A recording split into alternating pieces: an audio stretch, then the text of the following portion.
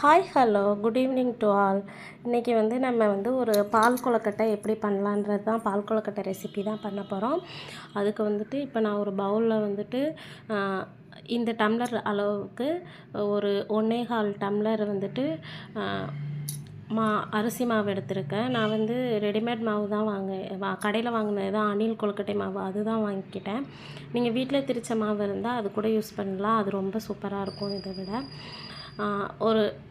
இப்போ 1.25 டம்ளர் மாவு சேர்த்துட்டு அது கூட கொஞ்சமாக உப்பு சேர்க்க போகிறேன். உப்பு சேர்த்துட்டு இப்போ நான் ஃபஸ்ட்லேயே தண்ணி நல்லா கொதிக்க வச்சுருந்தேன்.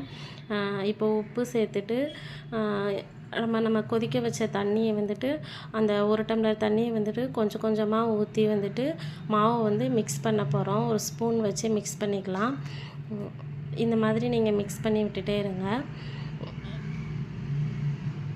இது மாதிரி கொஞ்சம் கொஞ்சமாக தண்ணி மொத்தமாகவும் ஊற்றிடாமல் கொஞ்சம் கொஞ்சமாக தண்ணி சேர்த்து மாவு நல்லா மிக்ஸ் பண்ணி விட்டுக்கலாம்.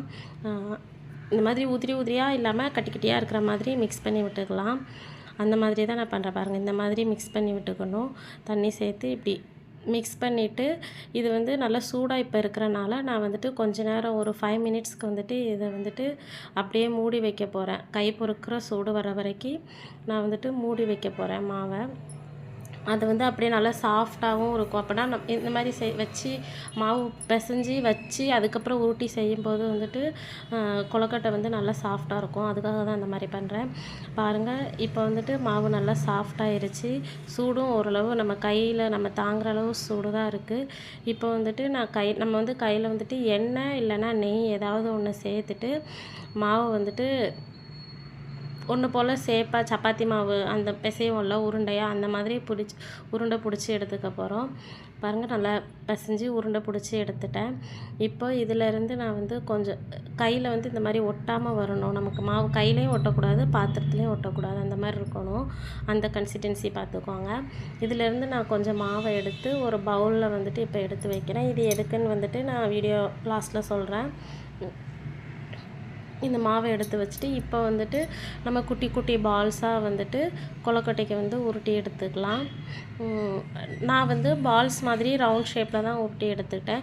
நீங்கள் உங்களுக்கு எந்த ஷேப் பிடிக்குமோ, எந்த ஷேப் மீன்ஸ் அதை புல்லட் ஷேப் மாதிரி அப்படி வேணும்னாலும் உருட்டி எடுத்துக்கலாம். நான் ரவுண்டாக தான் உருட்டி எடுத்துக்கிட்டேன். இப்போ ஒவ்வொரு பாலாக உருட்டி எடுத்துக்கலாம். நம்ம இப்போ எல்லா பாலையும் உருட்டிட்டு அதுக்கப்புறமா நான் பார்க்குறேன். பாருங்கள், இந்த மாதிரி நல்லா பாலாக நைஸாக உருட்டி எடுத்துக்கணும். உருட்டி ஒவ்வொரு பாலும் ஒன்றோட ஒன்று ஒட்டாத மாதிரி தனித்தனியாக அப்படி பிரித்து ஒரு தட்டில் வச்சிடலாம். ஒரு பிளேட் எடுத்து அதில் ஒவ்வொரு பாலாக எடுத்து வச்சிடலாம்.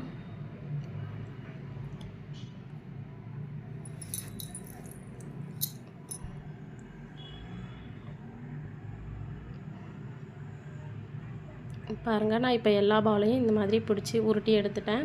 இப்போ நம்ம கொழுக்கட்டை செய்ய ஆரம்பிச்சிடலாம். பால் கொழுக்கட்டைக்கு அதுக்கு முதல்ல ஒரு பாத்திரம் வச்சுட்டு நம்ம எந்த டம்ளரில் மாவு எடுத்தோமோ அந்த டம்ளரில் இப்போ நம்ம 1.25 டம்ளர் மாவு எடுத்தனால நான் அதே அளவு பால் ஊற்றிக்கிறேன். 1.25 டம்ளர் பால், 1.25 டம்ளர் தண்ணி, அதுக்கு ஏற்ற மாதிரி ஊற்றிக்கலாம். ரெண்டுமே ஒரே அளவில் இருக்கணும். தண்ணி, பால், மூணுமே ஒரே அளவில் இருக்கணும். அந்த மாதிரி எடுத்து நான் இப்போ ஊற்றிட்டு அந்த பால் நல்லா காயட்டும். காயிற வரைக்கும் நம்ம கொஞ்சம் வெயிட் பண்ணலாம்.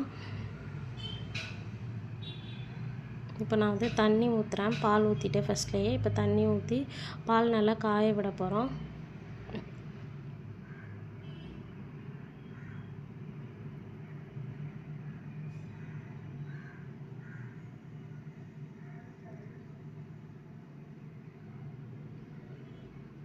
நம்ம பால் பொங்கி வரும்போது இந்த மாதிரி இடைக்கிடைக்கி கிண்டி விட்டுட்டே இருந்தால் ஆடப்படியாது, இல்லைன்னா பாலாடை வரும்ல, அந்த மாதிரி வரும். அதுக்காக தான் நான் இப்போ கிண்டி விட்டுட்ருக்கேன்.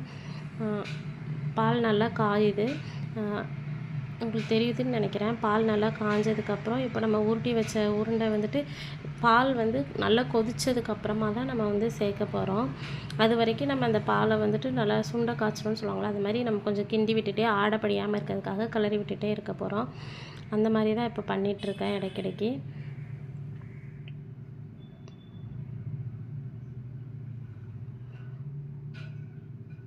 எனக்கு வந்து வெளிச்சம் பத்தலையோன்னு தோணுச்சு. அதனால தான் இப்போது லைட் செட் பண்ணிகிட்ருக்கேன். என்கிட்ட இருந்த லைட்டு வச்சு ஏதோ சும்மா பிரைட்னஸ்க்காக செட் பண்ணிகிட்ருக்கிறேன்.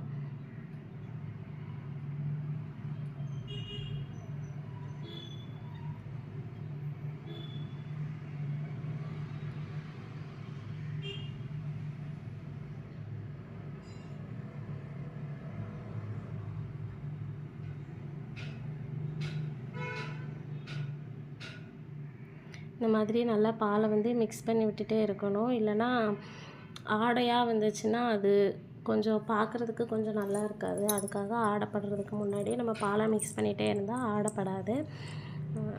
இப்போ நான் பாலும் நல்லா காஞ்சிருச்சு, நல்லா கொதிச்சிருச்சு. நான் கொஞ்சம் வத்துறதுக்காக தான் விட்டுருந்தேன். இப்போ இந்த அளவுக்கு பால் காஞ்சதுக்கப்புறம் நம்ம உருட்டி வச்ச உருண்டையை வந்துட்டு ஒன்று ஒன்றா சேர்க்க ஆரம்பிக்கலாம்.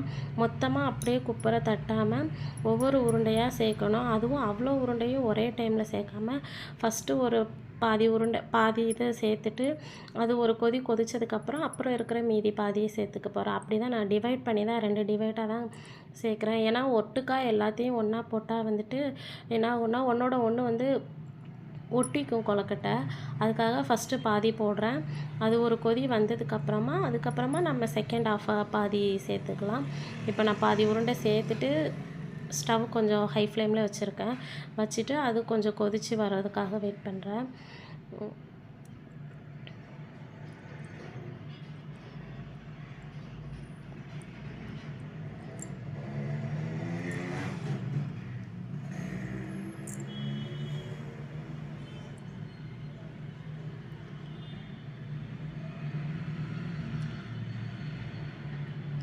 நல்லா இந்த மாதிரி கொதிச்சிருச்சு.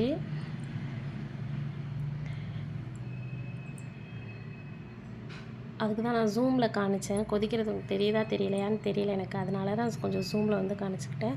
கொதிச்சது பார்த்தீங்களா? இந்த மாதிரி கொதிச்சதுக்கப்புறம் நம்ம செஞ்சு வச்சுருக்க மீதி பாதி உருண்டையை சேர்த்துக்கலாம்.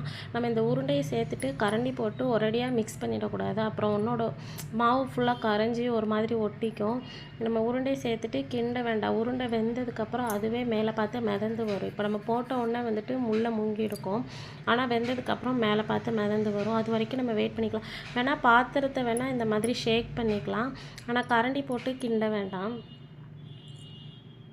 நான் அது மாதிரி தான் ஷேக் பண்ணி விட்டு தான் அந்த மாதிரி தான் இது பண்ணேன். கரண்டி போட்டு கிண்டவே இல்லை. இப்போ இந்த பால் கொதிச்சிட்ருக்க சைடு கேப்பில் நம்ம ஃபஸ்ட்டு வந்து மாவு பிசைஞ்ச உடனே கொஞ்சம் மாவை எடுத்து வச்சோம் தெரியுமா? அதை வந்துட்டு இப்போ நான் வந்துட்டு தண்ணி ஊற்றி நல்லா கட்டி இல்லாமல் கரைச்சி எடுத்துக்க போகிறேன். அது காட்டணுன்றதுக்காக தான் இந்த பக்கம் எடுத்துகிட்டு வந்து செஞ்சேன். இப்போ நான் கரைக்கிறதுக்கு தனியாக வெளியே எடுத்துருவேன். அங்கே கொஞ்சம் ஸ்பேஸ் இல்லாதனால.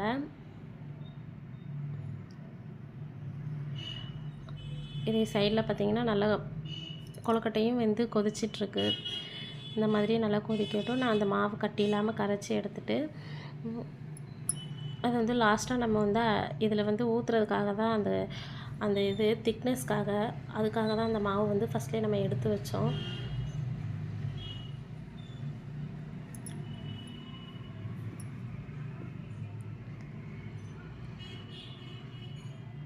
தெரியுதுன்னு நினைக்கிறேன். இப்போ தெரியுதா உங்களுக்கு? நம்ம உள்ளே போட்டப்போ முங்கி இருந்தது. இப்போ நல்லா கொழுக்கட்டை வெந்து மேலே மிதந்து வர்றது தெரியுதா? அதுக்காக தான் ஜூம் பண்ணி காட்டுறேன். இப்போ வந்துட்டு என்ன பண்ணணும்னா கொழுக்கட்டை நல்லா வெந்திருக்கான்னு பார்க்குறதுக்காக நான் வந்து கரண்டியில் எடுத்துகிட்டு கையை கொஞ்சம் ஈரமாக்கிட்டு அதை வந்து அமுக்கி பார்த்தா வெந்திருந்தால் நமக்கு அந்த சாஃப்ட்னஸ் தெரியும். அதுக்காக தான் நான் இப்படி தொட்டு பார்த்துட்ருக்கேன்.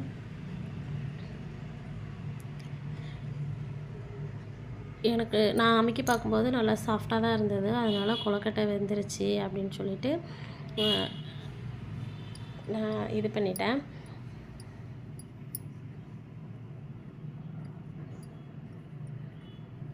இப்படி இந்த மாதிரி வெந்ததுக்கப்புறமா நம்ம கரண்டி போட்டு மிக்ஸ் பண்ணிக்கலாம். அதுக்கு முன்னாடி நம்ம கரண்டி போட்டு மிக்ஸ் பண்ண வேண்டாம். திருப்பி உங்கள்கிட்ட காட்டுறதுக்காக நான் திருப்பியும் மேலே எடுத்துகிட்டு வந்து காட்டுறேன். இப்போ வந்து நம்ம வந்து தண்ணி பாலெல்லாம் ஒரு அளவில் எடுத்தோம்ல மாவெல்லாம், அதே கப்புக்கு 3/4 கப் அளவு சர்க்கரை எடுத்திருக்கேன். நான் வந்து இன்றைக்கி ஒயிட் சுகர் தான் சேர்க்குறேன். நீங்கள் வந்து நாட்டு சர்க்கரை இல்லை வெல்லம் எடுத்து பாகு சேர்க்கணுன்னா கூட சேர்த்துக்கலாம். நான் வந்து கொழுக்கட்டை வெள்ளையாக இருக்கணுன்றதுக்காக பால் கொழுக்கட்டை, அதனால் பால் கலரில் இருக்கணுன்றதுக்காக சுகர் தான் சேர்த்துருக்கேன். அதுக்கு 3/4 கப் அளவு சுகரை வந்து இதில் சேர்த்துட்டு சுகர் நல்லா கரையிற வரைக்கும் பால் கொதிக்கட்டும். சைடில் ஒரு பேன் வச்சுருக்கேன். அது எதுக்குன்னா, அந்த பேனில் வந்து இப்போ நான் வந்து தேங்காய் வந்து வறுத்து எடுக்க போகிறேன். அதுக்காக தான் ஒரு ஸ்பூன் அளவு நெய் சேர்த்து தேங்காயில் அந்த ப்ரௌன் கலரில் இருக்கும்ல, அது இல்லாமல் அந்த ஒயிட் கலர் மட்டும் இருக்கிற மாதிரி துருவி எடுத்துக்கணும். என்கிட்ட துருவுறது இல்லாதனால அதை நான் ஒயிட் கலர் மட்டும் எடுத்து கட் பண்ணி மிக்ஸி ஜாரில் போட்டு ஒரு திருக்கி எடுத்துக்கிட்டேன். அந்த தேங்காய் பூவை தான் இப்போ நம்ம இந்த நெய்யில் போட்டு ரோஸ்ட் பண்ண போகிறோம். ரோஸ்ட்னால் ரொம்ப டீப் ரோஸ்ட் பண்ணி அந்த ப்ரௌன் கலரில் வர அளவுக்கு ரோஸ்ட் பண்ண வேண்டாம். அந்த நெய்யெல்லாம் நல்லா அந்த தேங்காய் உறிஞ்சி எடுக்கும்ல, அந்த மாதிரி ரோஸ்ட் பண்ணால் போதும். கலர் வந்து சேஞ்ச் ஆகக்கூடாது. தேங்காய் வந்துட்டு அதே ஒயிட் கலரில் இருக்கணும். அந்த மாதிரி ரோஸ்ட் பண்ணிக்க போகிறேன். இந்த மாதிரி தேங்காவை நெய்யில் வறுத்து போடுறது வந்து ஒரு டிஃப்ரெண்ட் டேஸ்ட்டாகவும் ஒரு ரிச் டேஸ்ட் கொடுக்கும்னு வச்சுக்கோங்களேன். நீங்களும் இந்த மாதிரி ட்ரை பண்ணி பாருங்கள். தேங்காவை நெய்யில் வறுத்து போட்டு பால் கொழுக்கட்டை ட்ரை பண்ணி பார்த்துட்டு எப்படி இருக்குன்னு கண்டிப்பாக கமெண்ட் பண்ணுங்கள். இப்போ நான் தேங்காவை சேர்த்துட்டு வறுத்துக்க போகிறேன். கொழுக்கட்டையும் நல்லா வெந்துருச்சு. இப்போ நம்ம இந்த தேங்காய் வறுபடுறதுக்காக தான் வெயிட்டிங். இதில் வந்து இப்போ நம்ம வந்து வாசனைக்காக ஏலக்காய், உங்கள்கிட்ட ஏலக்காய் பவுடராக இருந்தால் நீங்கள் ஏலக்காய் பவுடர் ஒரு 1/2 ஸ்பூன் வந்து சேர்த்துக்கலாம். என்கிட்ட ஏலக்காய் பவுடர் இல்லாதனால நான் அப்போதைக்கு ஏலக்காவை இடித்து அதையும் சேர்த்துக்கிட்டேன். இப்போ வந்து நம்ம கரைச்சி வச்சுருந்தோம்ல அந்த மாவு, அதை வந்துட்டு இப்போ இந்த ஸ்டேஜில் நல்லா கொழுக்கட்டெல்லாம் உப்பி மேலே பார்த்து வந்ததுக்கப்புறம் சர்க்கரையும் கரைஞ்சதுக்கப்புறமா போட்டு சுகரும் கரைஞ்சதுக்கப்புறமா இதை சேர்க்கணும். இதை சேர்த்து கொஞ்சம் பக்கத்தில் நின்று பார்த்துக்கணும். ஏன்னா ஒரு மாதிரி கட்டி கட்டி ஆகிடக்கூடாது. அதுக்காக பக்கத்தில் இருந்து அப்பப்போ மிக்ஸ் பண்ணி விட்டுட்டே இருக்கணும். அதையும் சேர்த்துட்டு இப்போ நான் ஏலக்காய் சொன்னேன்ல, ஏலக்காய் பவுடர் என்கிட்ட இல்லாதனால ஏலக்காவை மிக்சியில் பண்ணி தான் போட்டிருக்கேன். ஏலக்காய் பவுடருக்கு பதிலாக நீங்கள் பவுடராக இருந்ததுன்னா நீங்கள் பவுடர் கூட சேர்த்துக்கலாம். சைட் பை சைடு நான் தேங்காவையும் வறுத்துட்டு இதையும் பார்த்துட்டு அந்த மாதிரி தான் பண்ணிகிட்ருக்கேன். பாருங்கள், தேங்காவோட கலர் வந்து சேஞ்ச் ஆகலை. தேங்காய் வந்து அந்த ஒயிட் கலர்லேயே தான் இருக்குது. இப்போது நல்லா இதுவும் திக்னஸ் ஆகிடுச்சு. தேங்காயும் நல்லா அந்த நெய்யெல்லாம் சோக் பண்ணி எடுத்துருச்சு. இப்போது இந்த தேங்காவை வந்துட்டு நம்ம கொழுக்கட்டையில் சேர்த்துட்டு ஒரு மிக்ஸ் பண்ணி விட்டுட்டு ஸ்டவ் வந்துட்டு ஆஃப் பண்ணிடலாம். அவ்வளோதான். ரொம்ப டேஸ்டான ஹெல்த்தான பால் கொழுக்கட்டை ரெடி. இது கண்டிப்பாக உங்கள் வீட்டில் எல்லாேருக்கும் செஞ்சு கொடுங்க. எல்லாேருக்கும் ரொம்ப பிடிக்கும். குழந்தைங்களுக்கு முக்கியமாக ரொம்ப ரொம்ப பிடிக்கும். செஞ்சு கொடுத்துட்டு பால் கொழுக்கட்டை எப்படி இருந்துச்சுன்னு எனக்கு மறக்காமல் கமெண்ட் பண்ணுங்கள். வீடியோ பிடிச்சிருந்தா லைக் பண்ணுங்கள், சப்ஸ்கிரைப் பண்ணுங்கள், பக்கத்தில் இருக்க பெல் ஐக்கானை கிளிக் பண்ணிவிடுங்க. Thank you all.